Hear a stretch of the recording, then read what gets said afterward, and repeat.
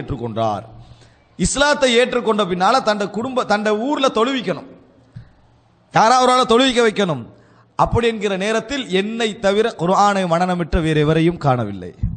என்னை தவிர குர்ஆனை மனனமிட்டிருந்த வேறு எவரையும் காணவில்லை. நான் ஒரு 9 வயது 8 வயது அப்படிப்பட்ட ஒரு சிறுவராக நான் இருந்தேன். ஃபகத்தமூனி லிஸ்ஸலா, என்னை தொழுவிப்பதற்காக என்னை முற்படுத்தினார்கள். நான் அவர்களுக்கு தொழுவித்தேன். ஆடைகள் கூட நான் ஒழுங்காக என்ன செஞ்சுக்கல மாட்டேன், உடுத்துக்கல்ற அளவுக்கு எனக்கு இல்லை. அப்ப நான் சுஜூத் இருக்கிற நேரத்தில் என்ன முதுகு பகுதியிலிருந்து ட்ரெஸ் என்ன செஞ்சிடும், கீழே பணிந்துடும். அப்ப பெண்கள் சொன்னாங்க, இவர் அதாவது சிறுவர் தொழுவிக்கிறாரு, இவருக்கு ஒரு ட்ரெஸ் வாங்கி கொடுத்துருங்க, கத்து அவுரத்த இமாமிக்கும் அப்படின்னு சொன்னாங்க. அப்படின்னு சொன்னார்கள்.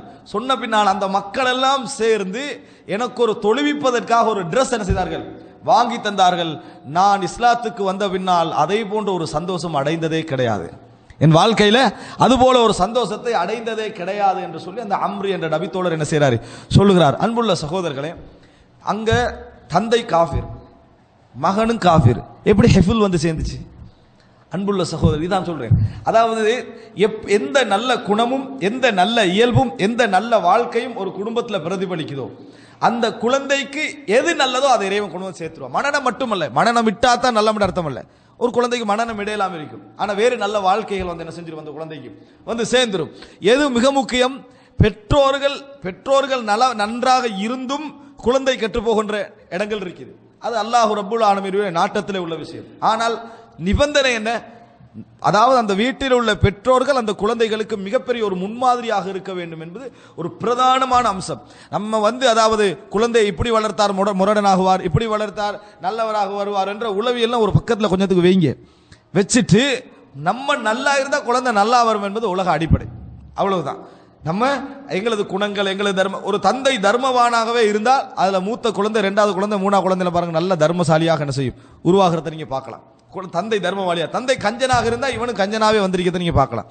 அப்ப எனவே அவருடைய பிரதிபலிப்பு தான் இவருடைய முயற்சி தான் அந்த குழந்தை. இதை நம்ம புரிந்து கொள்ள வேண்டும். அப்ப வீட்டில் இயன்ற அளவுக்கு நம்ம குழந்தை எப்ப ஓத வேண்டும் என்று நினைக்கிறோமோ அப்ப நம்ம ஓதுறவராகிக்கணும்.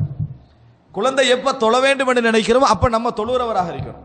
குழந்தை என்ன பேச வேண்டும் என்று நினைக்கிறோமோ அது நம்ம பேசுறோம். பெரும்பாலும் பாடசாலைக்கு போவதற்கு முன்னால, ஸ்கூல் போவதற்கு முன்னால குழந்தைகள் ஏதாவது மோசமான வார்த்தை பேசினால் பயிற்சி வீட்டில் இருந்துதான். எங்கிருந்து வந்த பயிற்சி? அது வீட்டில் இருந்தா. ஒரு குழந்தை மோசமான ஒரு வார்த்தை பேசுது ஸ்கூல் போவதற்கு முன்னாலேன்னு வைங்க, யார் கொடுத்த பயிற்சி? இந்த உம்மா அப்பாவுடைய சண்டையில் அந்த புள்ள படிச்ச பாடம் அது.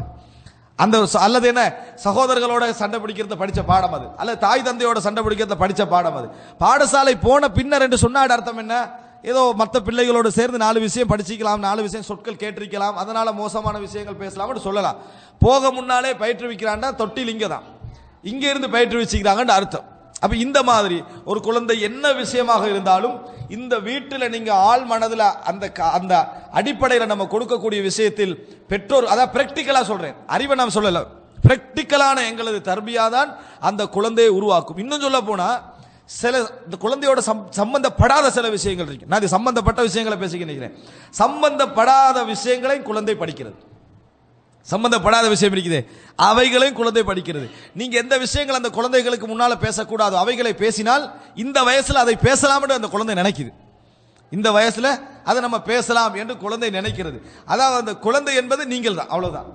நீங்க எப்படி என்ன மாதிரி எந்த அமைப்பு எது எல்லாம் செய்றீங்களோ அத்தனை அந்த குழந்தைகிட்ட பிரதிபலிக்கும். இது முதலாவது அம்சம் சகோதரர்களே, நாம் உணர்ந்திருக்க வேண்டிய, ஆள் மனதில் பதிந்திருக்க வேண்டிய மிக முக்கியமான அம்சங்களில் ஒன்று என்பதை புரிந்து கொள்ள வேண்டும். இரண்டாவது, குழந்தைக்கு கொடுக்கிற நேரத்தில் மார்க்க அறிவு கொடுக்க வேண்டும் என்கின்ற ஒரு ஆர்வம் நம்ம இருக்கிறோம். ஆனால் முஸ்லிம்களுக்கு மத்தியிலே ஒரு கவலைக்கிடமான விஷயம் என்னன்னு சொன்னால், அவன் வெஸ்டர்ன் உலகத்தில் இருந்தாலும், அமெரிக்காவில் இருந்தாலும், யூகேல இருந்தாலும் இங்கிலீஷ் தான் படிக்கிறான், அரபு நாட்டில் இருந்தாலும் இங்கிலீஷ் தான் படிக்கிறான். சரியா? எங்க இருந்தாலும் அவன் எதை படிக்கிறான்? இங்கிலீஷ் தான் படிக்கிறான். அரபு நாட்டிலேயே இருந்தாலும் சரி, அரபு நாட்டில் இருந்தாலும் அவன் படிக்க போறது இங்கிலீஷ் தான்.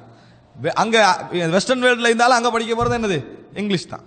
ஆனால் அரபு நாடுகளில் இருந்து கொண்டு அரபுன்னு கேட்டா சிம்பிளா ஒரு விளக்கம் சொல்லுவாங்க, இங்க அந்த சூழல் வாய்ப்பு இல்லையே அப்படி என்றுவாங்க. ஆனால் இங்கிலீஷுக்கான சூழலை ஏபிசிடி தெரியாத பெற்றோர்களும் வீட்டில் உண்டாக்கிடுறாங்க. இங்கிலீஷுக்கான சூழல் அது தெரியாது, ஆனா 5-10 வருஷத்துல பார்த்தா பெற்றோர்கள் பிள்ளைகளால் இங்கிலீஷ் படிச்சுக்கிறாங்க. எப்படி படிச்சாங்க அது?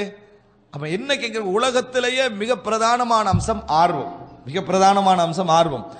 ஆர்வமும் ஆசையும் வந்துவிட்டா அல்லாஹ் சபீல என்ன செய்வான், அதுக்குரிய அல்லதீன ஜாஹது ஃபீனா லனஹ்தியன்னஹும் சுபுலனா, எங்கள்ல யார் முயற்சி எடுக்கிறார்களோ அவர்களுக்கு எமது பாதைகளை திறந்து காட்டுவோம். நம்ம ஒன்று புரிந்து கொள்ள வேண்டும், குழந்தைகளுக்கு நாம் கல்வி கொடுக்கிற விஷயத்தில் அரபு மொழியை கொடுப்பதனால என்ன லாபம் தெரியுமா? அதை முதலாக தெரிஞ்சுக்கணும். அவனது வாழ்க்கையில அவன் பல விஷயங்களுக்கு கைடு எடுக்க வேண்டியிருக்கும், வழிகாட்டல் எடுக்க வேண்டியிருக்கும். அது உலக ரீதியாக நம்ம கொடுத்துடுறோம். உலகத்தில் என்னென்ன வழிகாட்டலாம் அவன் படிச்சுட்டான்னா அதெல்லாம் அவன் எடுத்துக்கொள்வான். ஆனால் மார்க்க ரீதியாக அந்த குடும்பத்தில் வரக்கூடிய பிரச்சனை, அவன் திருமணம் முடிச்சு வாழ்றது, அதான் மிக பிரதானமான ஒரு அம்சம்.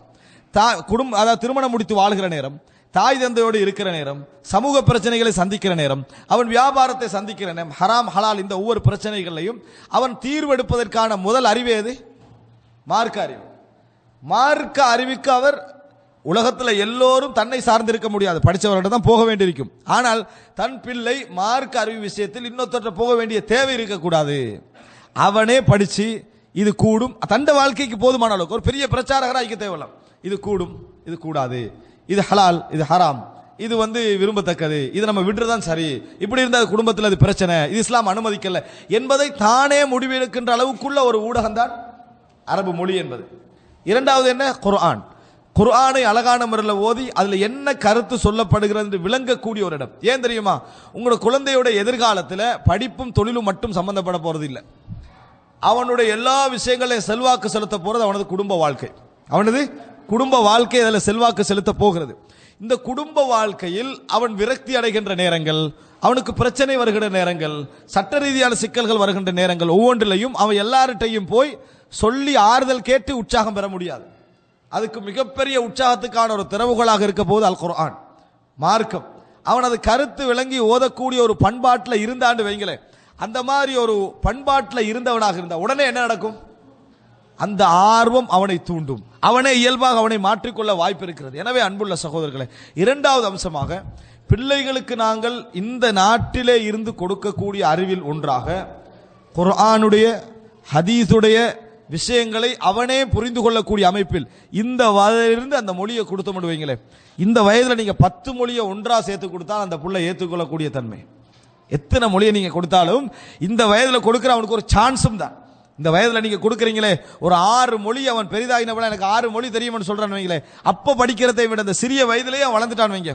அவன் தனது தாய்மொழியான தமிழ் மொழியோடு சேர்த்து ஆங்கில மொழியை சேர்த்து அரபு மொழியையும் சேர்த்து இன்னும் 2 மொழியையும் சேர்த்து அவன் படிச்சுட்டான் வைங்களேன். அவனுக்கு அது சின்ன வயதில் நீங்க கொடுத்த பெரிய ஒரு கிஃப்ட் அது.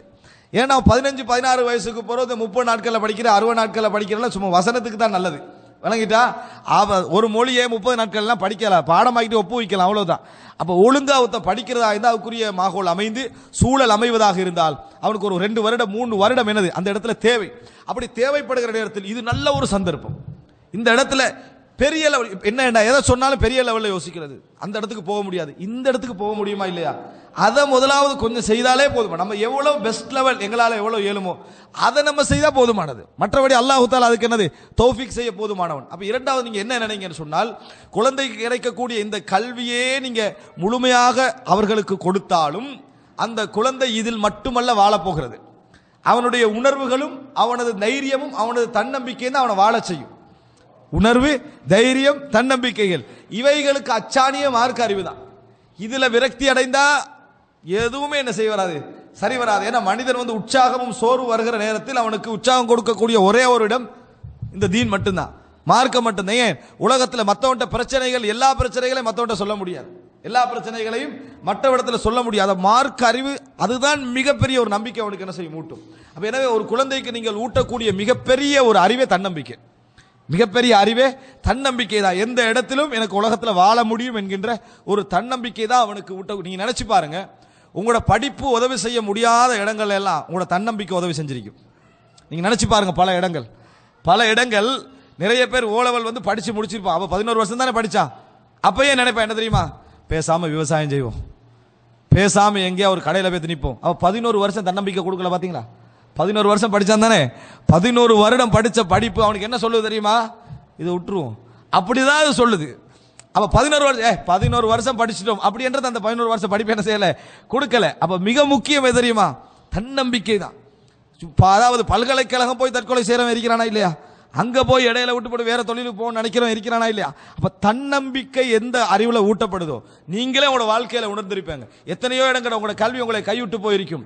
உங்கள் பெற்றோருடைய தன்னம்பிக்கையும் உங்களுக்கு பக்கத்தில் இருந்த நண்பருடைய அந்த ஆர்வமும் இன்னொருத்தன் தந்த அந்த தைரியமும் தான் உங்களை என்ன செஞ்சிருக்கும், கொண்டு போய் சேர்த்திருக்கும். எனவே குழந்தைகளுக்கு கிடைக்கக்கூடிய தன்னம்பிக்கை எங்கிருந்து ஏற்படும்? இந்த தீனில் இருந்து தான் என்ன செய்யும் ஏற்படும், மார்க்க அறிவிலிருந்து தான் ஏற்படும். அதுவும் எங்களுக்கு இப்படி ஒரு சூழல் அமைந்து நம்ம மார்க்க அறிவை கொடுக்கலன்னு வைங்களேன். நிறைய பேர் இங்க இருந்து தொழாம வைக்கிறாங்க, நாட்டுக்கு போய் தொழுற ஐடியால. எப்படி நம்ம இங்க அவ்வளவு தொலை கிடைக்கல, இன்ஷால்லா நாட்டுக்கு போய் தொழு நினைச்சுக்கிறீங்க. அல்லா நாடினா எங்கேயும் தொலை வாய்ப்பு இருக்குது.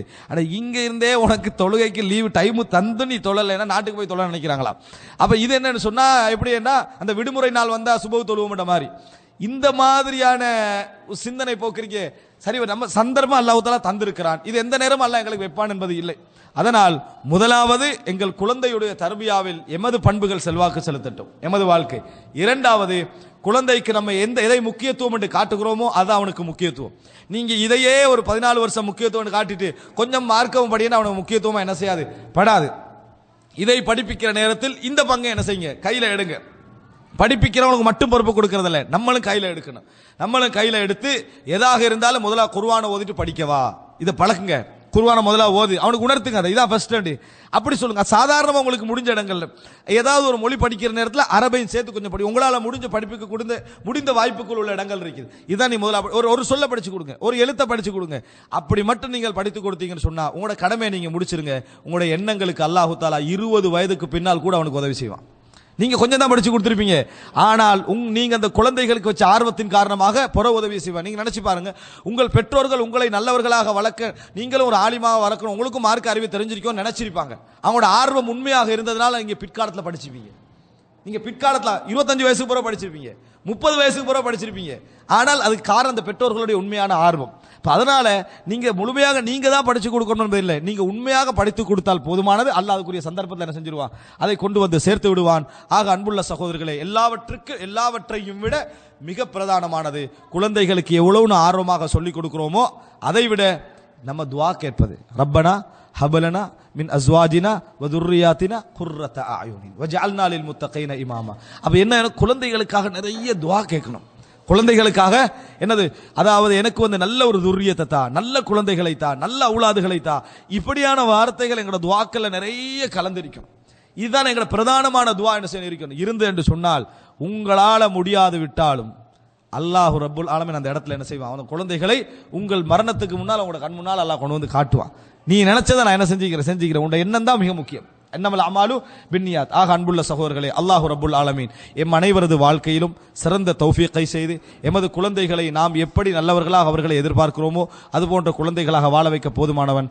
ஹாதா மா இந்தி வல் இல்மு இந்தல்லாஹ் வ அகூலு கௌலி ஹாதா வ அஸ்தக்ஃபிருல்லாஹ் லி வ லக்கும். வஸ்ஸலாமு அலைக்கும் வ ரஹ்மத்துல்லாஹி வ பரகாத்துஹு.